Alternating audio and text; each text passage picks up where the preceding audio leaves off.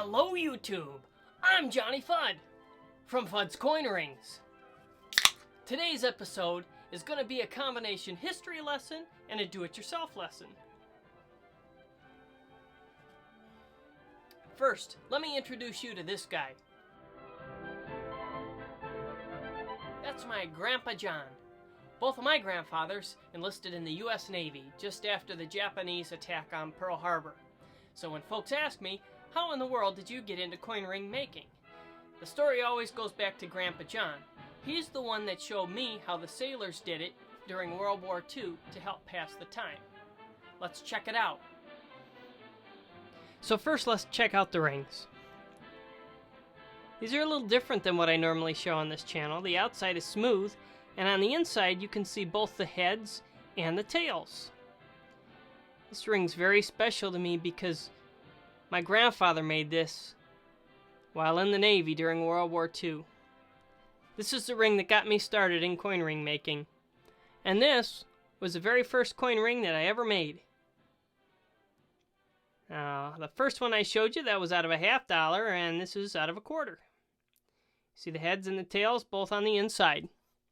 Stay tuned and I'll show you how to do this. So the premise is really pretty simple. The story goes during World War II, as my grandfather explained, and I later learned they did the same thing during World War I. They would use the inside of the hull of the ship, which I'm using this smooth piece of steel to represent the inside of the hull of the ship. And then they would get a silver coin and a steel spoon. And the sailors would put the coin on edge against the hull of the ship. They would use the spoon and hit the coin on edge over and over and over very gently while spinning it. Just like that. Now over time, that edge will mushroom out and create a shape like this. Then all you got to do is remove the center. Either drill it out, file it out, blast it out with TNT, however you want to get that center out. So I'm going to show you how I do this. Now this is one that you can do at home without any specialized tools like I normally show on my YouTube channel. To give you an idea, my very first coin ring, I used this old anvil. You can use any sturdy chunk of steel.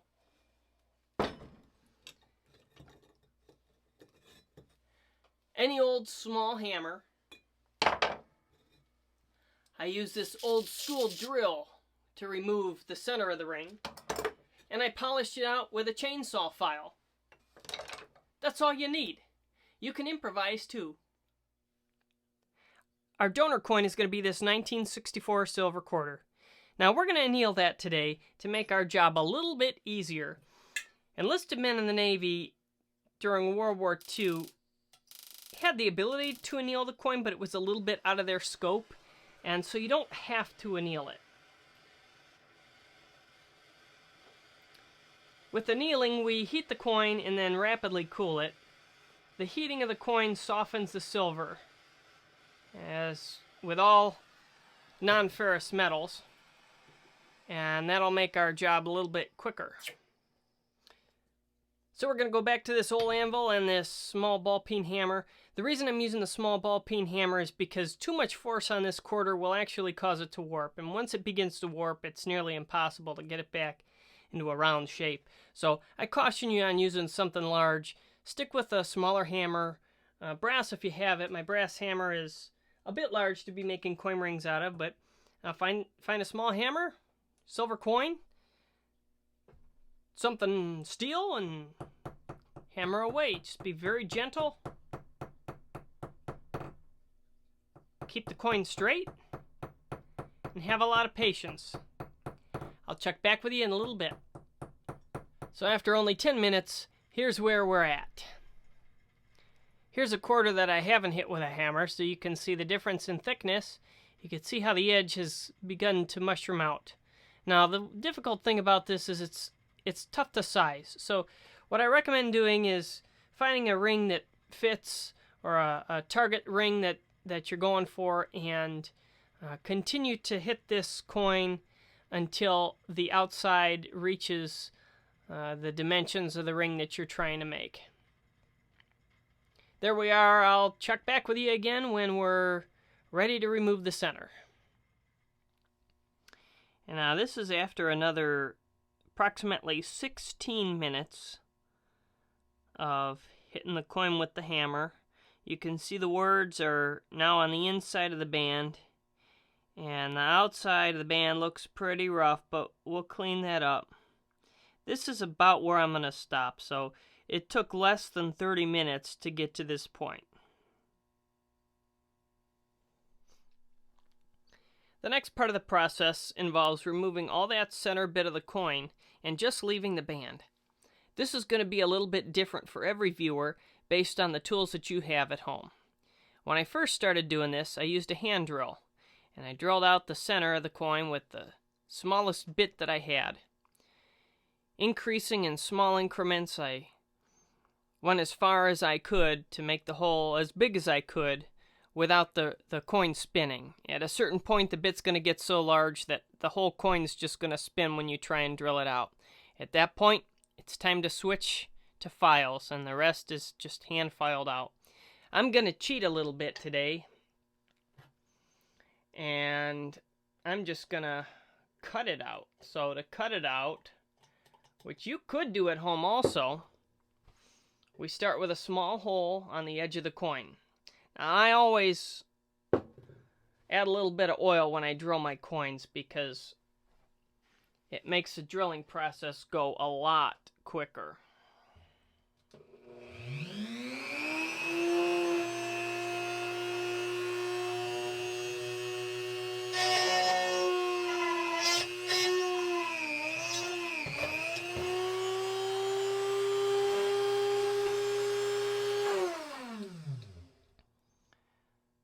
So I just put a small hole in there, and then we'll move to the jeweler's saw. Now, I said that I'm cheating, but in reality, I just checked Amazon, and you can get a jeweler's saw for about $13. So if this is something maybe you want to do for Christmas presents, or you want to make a couple of them, you might be worth spending $13 on a jeweler's saw. But to do this, I'm going to take the blade and put it right through that hole that I made. Tighten it down.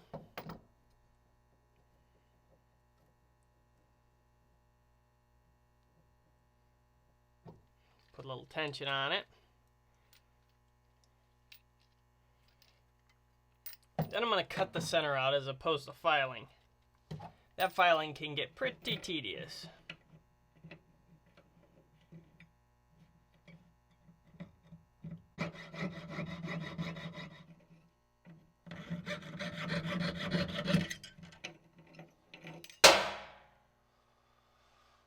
Okay. Here's where we're at so far. So, however you remove that center bit of the coin,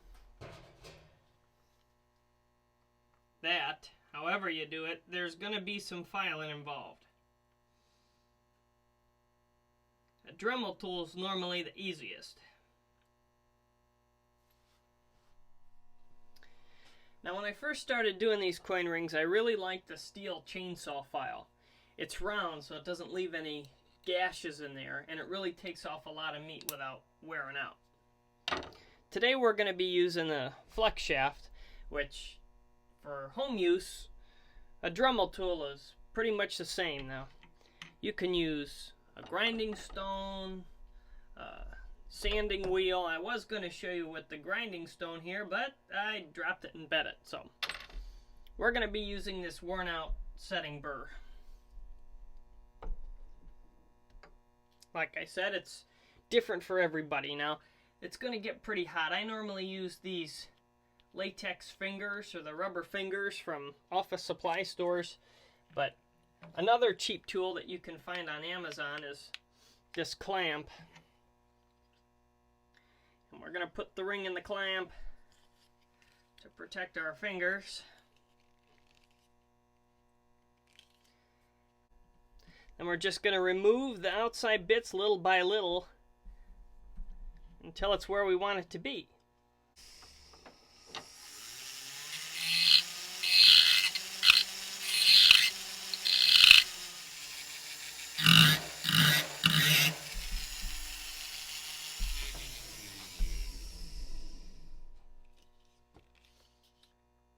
So here we are. You've got the words still on the inside of the band on both sides, and it's looking pretty round.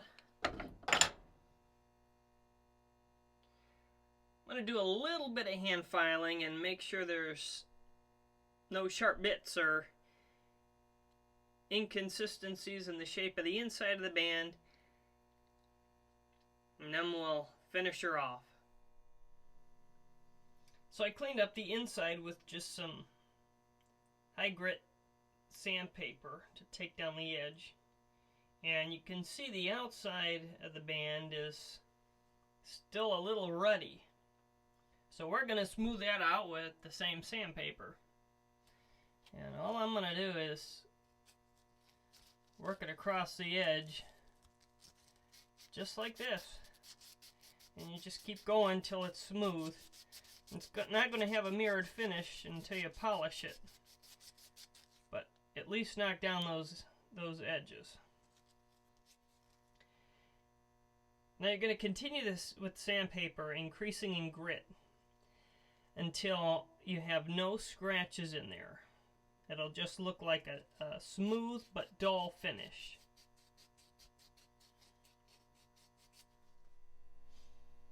Now, instead of running out to the hardware store and buying a million different grits of sandpaper, I found that one of the easiest ways to go is to use a fingernail buffing, whatever the heck they call these things. You can find them at Walmart or the dollar store, any big box store you want to go to. And these are really fine. They give a consistent polish, and they conform to the shape of the ring. So I'm going to continue around this just like that, and we're going to get a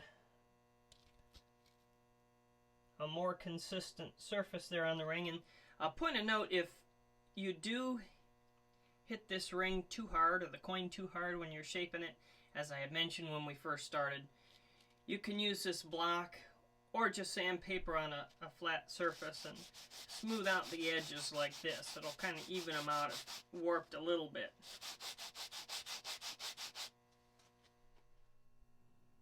So here's after sanding. Now it's time to put a mirror shine on it. If you've got that Dremel tool we talked about, get out a buffing wheel and the polishing compound that came with it and get to work. If you don't, time to get out microfiber cloth, a rag, a shop towel, and then some kind of polish. I like this stuff. Flitz works really well on all types of metal, and you're just gonna polish away by hand. I'm cheating again.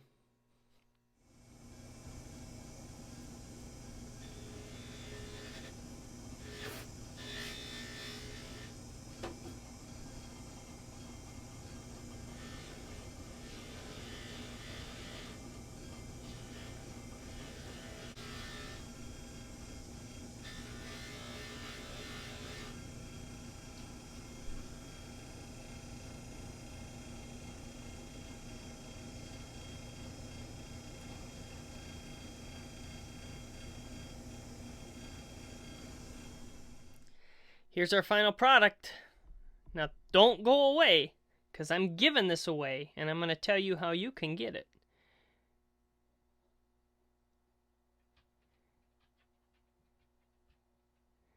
You ever know you could get a shine like that out of a quarter? So we got a shiny band on the outside, and you've got the details of the quarter on the inside.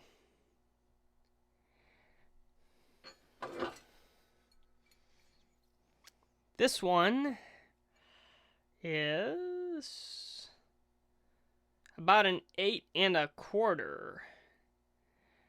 Now, like I said, I'm giving this away, and I can probably resize this 2 sizes plus or minus I'd be happy with, so 6 to a 10. Thanks for watching. Now you know how you can make one of the least expensive, most satisfying pieces of jewelry out of silver with very little tools. If you've got any questions about the process, please comment below. I love to help people learn how to do this. Now, if you'd like this ring, all you got to do is comment anything below and subscribe. On June 28th, 2023, I'll use a random number generator to pick a comment, and provided you're subscribed and you're in the United States, I'm going to ship that ring to you in the size that you choose for free as a thank you for subscribing. If you're so inclined, please check out fudscoinrings.com. And remember, never make snow angels in a dog park.